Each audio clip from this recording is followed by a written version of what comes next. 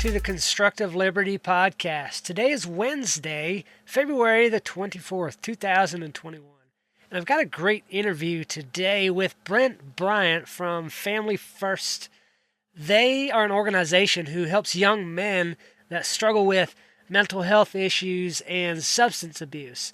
So there was a few little issues with the audio, but I think I cleaned it up as best I could. So enjoy this podcast. Share it with everybody you know who struggles with what you're going to hear us talk about on this episode. Hey, Brent, welcome to the Constructive Liberty Podcast. Hey, thanks for having me, Kenneth. I appreciate it. Yeah, so on your interview form that you sent over, you talked a little about mental health and substance abuse. So tell us how you went from growing up, your home life, up to what brought you to where you're at today, working in that field. Yeah, great question. And that's always a long story, right? It always is. But in a nutshell, I grew up in a household where my dad was an alcoholic. And I didn't know it at the time when I was a kid until we actually moved from a big city to a small town. And I played sports my whole life, soccer, basketball, baseball. And when we moved to the small town, they didn't have a lot of those activities anymore. And within that time, I was in the sixth grade, 12 years old, and I didn't have the sports and stuff like that. So I went from being a very athletic, outgoing kid to kind of a kid that became a turtle and kind of hid in my shell. I was kind of scared. And then within that year, my parents got a divorce because of my dad's alcoholism. And I really found out what alcohol was during that time. And I fell into the trap of that as well with some people in my life that were older than me that kind of were like parties and stuff. And so when I first tried alcohol at the age of 12, 13, I went crazy, like, oh my gosh, what is this? I feel like I'm that kid again back in the town of Seattle, the city. That guy came out of his shell when I had that drug. And coming to find out when I went into treatment at the age of 34, that the triggers were my parents getting a divorce. And then, of course, the move that was huge, traumatic. I didn't get any help for it or anything. I had no idea that those were the triggers. So from treatment till now, I've been sober over 12 years. And I knew in my heart that I was alive for a reason. And if I didn't help people and spread the word about mental health addiction, then I was doing, my sobriety a disservice. So I started talking and helping and counseling and all that stuff with people. And then I started into motivational speeches that turned into going to schools and giving speeches about the risk and ramifications of addiction, and then opening more up about mental health in general and how it's okay to be not okay. It's okay to be, have issues and to put those issues out there and to deal with them in a healthy manner. I always say to people, especially kids, that if you break your leg, you go to the doctor, you get it fixed. You get it, depending on how bad it's broken, you get it fixed, right? You just don't stay at home and go, hey, this is going to heal. But if it does heal right, it's going to heal wrong. It's going to, be a nuisance to you the rest of your life. And then, of course, as you get older, you have arthritis. You won't be able to run the same way, all that stuff.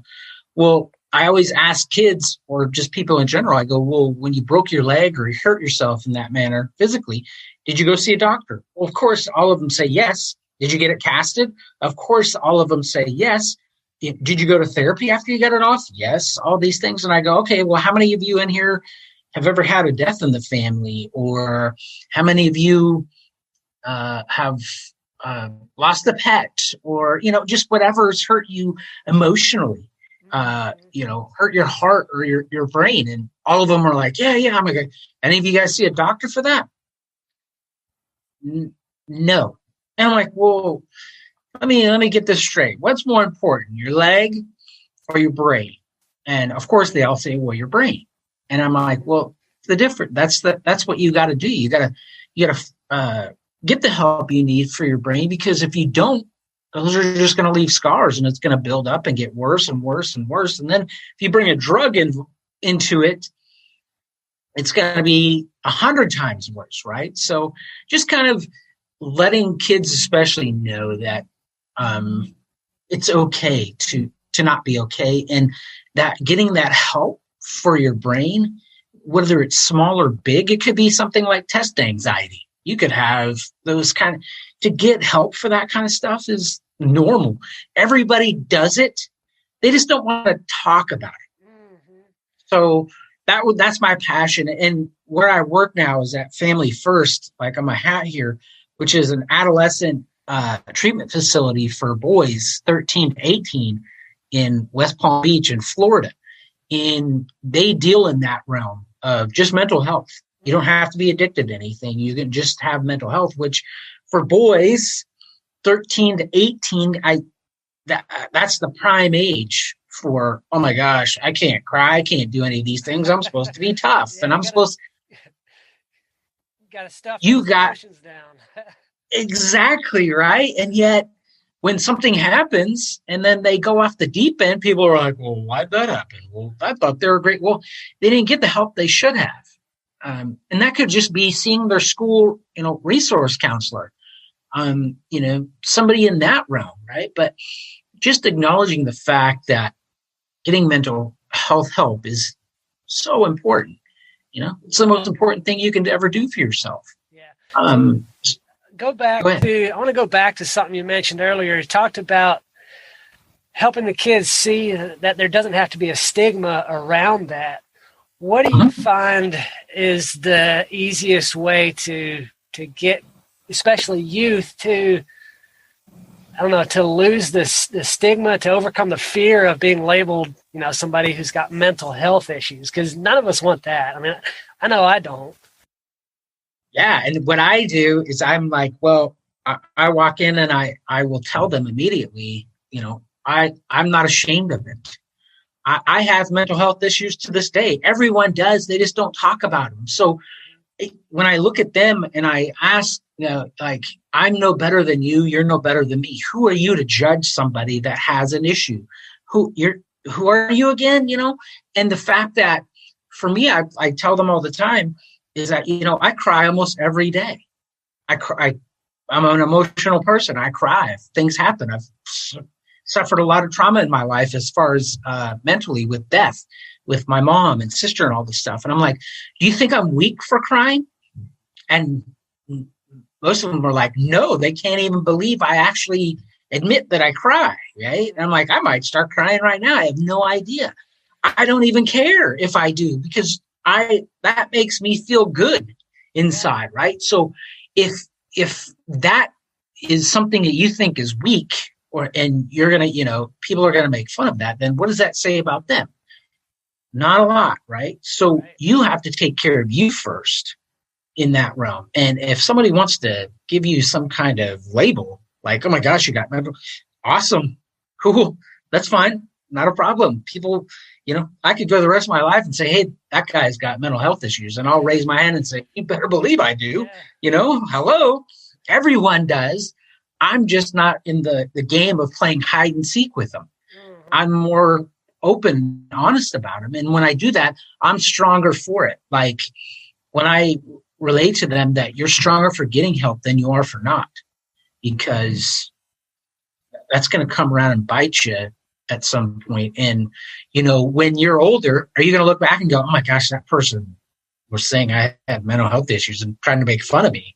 No, you don't. You don't think about the bullies when you're, in your 30s and 40s. And for the most part, bullies, they need more help than you do, because they're the ones that exactly. And that's why they take it out on people. That's the bullying itself. So to let them know, and every one of them, that it's okay, that you can express yourself, especially as a male, when we're supposed to be macho, but as girls too, is not to push the whole drama side of things, like, oh my gosh, it's okay. If you're a true friend or somebody that cares, then you'll be there for that person, no matter what. and we're all going to suffer. Everyone suffers. Your teachers, your principals, they all go through issues that they're never going to tell you about, right? But they do as adults. It never goes away. It's going to be here forever. Yeah, So exactly. don't get pigeonholed in thinking that it's not okay, because it's the most okay thing you can ever do in your life is admit that you have an issue, which we all do. It's just putting it out there and being more open about it. I found, because I remember still getting sober. I was 34 and going, do I want to tell people this? And I just let it out. Anyone I ever met, any people I ever ran into, again, I went to college or high school or whatever with, I was like, hey, I've been sober for 6 weeks. Or, I was so proud of it that I wanted to acknowledge that, you know what, this is who I am. And I'm not afraid or scared or ashamed. Yeah, I love it's a powerful love. story. That's awesome. Yeah. And And let's say, like, I do a lot of work in construction, and if I get called into somebody's house to do a repair, the first thing that they had to acknowledge in order to get their foundation fixed or whatever was that they had the problem in the first place. And so until you realize that there's an issue there, contact a professional or somebody who's worked through it, who knows how to work around those issues. That's so key in being able to level up and move beyond it, to heal from it. That is the biggest thing, is admitting that you have. And, the issues, especially, from 13 to 18, you got puberty, you got all these different things going on in your body. And that, for some reason, people kind of make fun of that as well. But it's all natural. It all happens to all of us, right? So be open about it. And if you can find just one person that you can be open to, that's huge. It doesn't have to be everybody, but acknowledging that you don't feel right, or, maybe you do have test anxiety, or, all these different little things that can add up to big things. If you can take care of the little ones, the big ones won't be as big. Right. And so I talk about that, and the fact that if you don't deal with your issue right now, it's that whole, snowball effect. If you don't take care of that before it starts to roll down the hill, you're going to be in a lot of trouble. And then you're going to have to push that snowball back up the hill. Well, if you can take care of those little issues, whether that's, you're doing bad in school, or your sister's acting up, or your family's going through a divorce, or some little things happening that are affecting you, you need to go get help for that. And that could just mean you talking it out with a friend of yours that will be there to listen, or journaling and then talking about that. If you can get whatever's in you out of you in a positive manner, that's going to do you so much justice. So when you are in your 20s, 30s, 40s, and 50s, you're going to have all the tools in the world to be able to cope and deal with, what happens to you in life. Because just because you're in a place where, you may be hurting, life doesn't stop and say, okay, I'll give you a break. It continues to either be good or bad or whatever it is. But it's just all about letting them know that it's okay, and to get help, to go to a treatment facility like Family First, or just see your counselor, talk to your cousin, talk to your friend, talk to your parents if they're cool about talking and stuff, and if you can be open. But you doing that could help the person you're talking to, because they're like, hey, wait a minute, they have issues?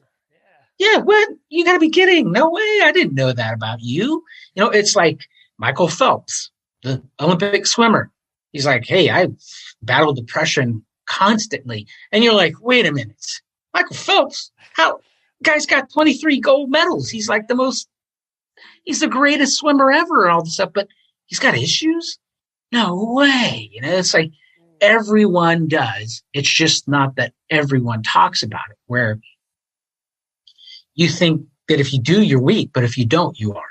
Yeah. So what do you find the most in working with these, especially youth? Is it more the mental side of it, or the substance abuse, or do they often tie in together? It's a mixture. I would say more mental health. I think mental health will lead to an addiction. down the road, I mean, you get some cases where kids are addicted to, heavy drugs at points in times, but mental health that's an every person issue. That's an every kid issue. That's an every, everything issue. To the point where they don't know how to deal, or they don't know how to say or how to talk or all those things, how to express themselves. A lot of them don't. They're just trying to figure out who they are still. Addiction is usually in the form of tobacco and or alcohol during that time. Because when I ask, 5,000 students, how many of you have cocaine in your house? How many of you have meth in your house? Maybe 2 people out of that raise their hand. But when I go, how many of you have tobacco? Quite a few. How many have alcohol? Almost everyone has it. And so when I talk about gateway drugs, tobacco is a gateway drug to alcohol. Alcohol is a gateway drug to bigger. And, they always say marijuana. I'm like, well, tobacco kills nearly 500,000 people a year. Alcohol kills nearly 100,000. Alcohol kills 5,000 kids ages 12 to 20 every single year. So when I bring that up, and I'm like, because it's legal, which astonishes me to know that most of these kids don't even know that drinking alcohol at the age of 21 is illegal and you can get arrested for it. Mm-hmm. But those are some of the things that go along with it. I found probably more kids addicted to alcohol than most at that age. And then if they get into heavy stuff, depending on what neighborhood they're in, what school they're at, it kind of all depends, because some of them are hooked on meth. And it's like, what? You're 15, but it's mostly mental health. And that's what I love about Family First, and why I wanted to join their team and be with them, is that we're taking kids that are just mentally health only. They don't have to be addicted to anything. And we involve the family, because just like mental health, just like addiction, it just doesn't involve that person. As you know, I mean, everyone's involved. The family's involved. They're affected so much, and it could be traumatically, that we try to involve everyone and make a plan after the young man leaves our facility to make it to where everyone's on the same page and they're all getting the same help. Mm-hmm. So what you mentioned Family First a couple times, the organization you work with. What's your role within that organization there?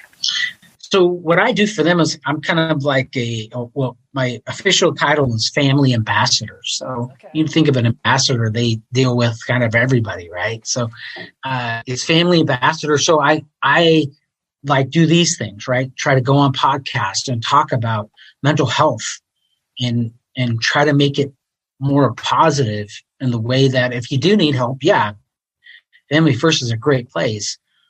But go to schools, talk to kids, prevention. Coming to Family First is a resort that is awesome, but I would hope it would be the last resort, right? But it's there if you need it, and there's not a lot of them. And we're, I would say, one of the best in Florida, if not the United States, in dealing with just boys, right? And that's the founders, and what they wanted to do was just be perfect at one thing and then move from there, right? And kind of grow slowly so they're good at what they're doing. So what I do is I go around to high schools and middle schools, depending on where I'm at, and just talk prevention, talk about opening up about mental health and addiction. Of course, I'm involved in a lot of different things, but I try to go on news organizations and just bring awareness to it. I get sports athletes involved about that, right? And try to make it to where if they can come with me or be a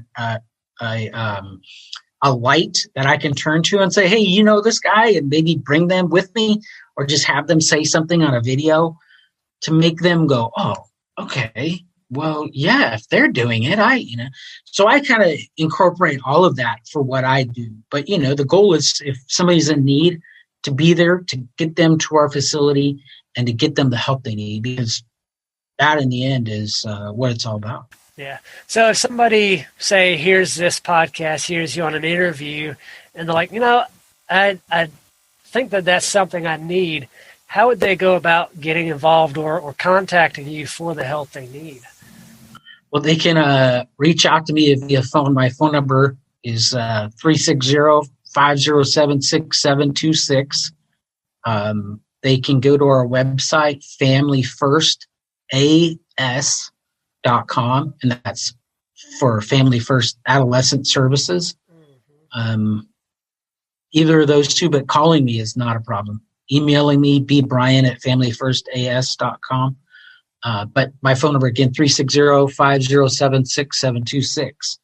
And call and just, you can ask questions. It doesn't, and if we don't have the answers, we'll find somebody that does have the answers for you. It's just not about us and what, we're all about. It's about just getting people help, no matter if it's a boy or girl or whoever. All about that. So yeah, we're in West Palm Beach in Florida, but no matter where you're at, we can get you to our facility and get you the help you need. Yeah, great.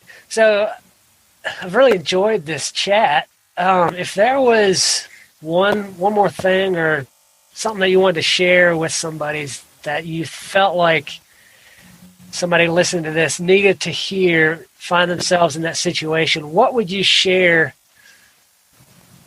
with them? I say this to everyone I ever come in contact with, and I say it all the time when I'm doing speeches, is that this is my life, right? I'm alive for the reason to help others. And when I hear a lot of kids say, well, they don't have anyone, or people in general just say, well, I don't know if I have anybody. Well, I'm always here to tell people that they do have somebody, and that's me. I don't know them. I, never met them before, but I'm going to tell you right now that I do care about you and I love you no matter what. And I'm always going to be here. You can reach out to me anytime. I just gave you my phone number and all that stuff. But that, again, it goes back to being, it's okay to not be okay. And that you reaching out to me makes you stronger than not, right? And saying, it'll go away. Well, this never goes away. This mental health that we deal with on a daily basis doesn't go away. So when I say I care, that means if you call me at 3 a.m, I'm going to talk to you. If you call me at 4, there's so many different things out there to get the help, but know that you're so strong. And most of us strong people don't kind of reach out and ask for help. Well, it's so hard. It's so hard for me being a boy and filled with testosterone and competition and being competitive and all these things. I was scared when I first started to reach out for the help that I needed and going, oh my God, I'm going to crumble. And yet here I am, and I'm stronger than ever. And it doesn't happen overnight. It's going to take time, but just always know that you do have somebody in your corner. If you don't think you do, well, I'm right here. I'm not going anywhere. Thankfully, hopefully, I can be around for another 50 years and I'll help everybody until the day I die. And that just means listening or pointing them in the right direction. So just letting people know that it's okay, and that we're all going to suffer from depression, some form, phase of it, and we're all going to hurt in different ways. But if you don't get the help you need for that, then that could lead to something that you don't want, right? And that could come with addiction. So just letting people know that I'm here, I care, I love them, and I'm available.